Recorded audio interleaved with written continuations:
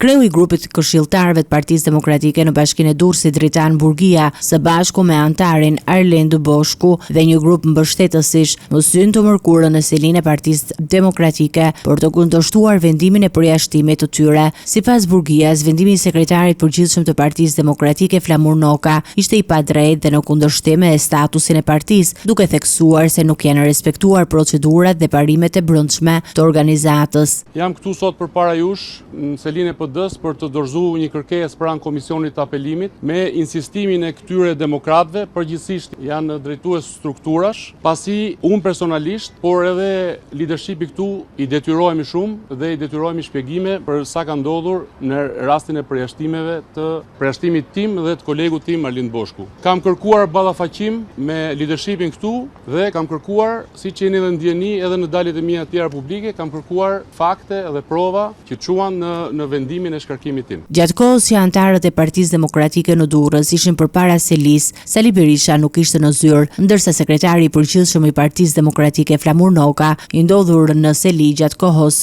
që Dritan Burgia po jepte deklaratën, u largua duke mos kontaktuar në asnjë moment me protestuesit.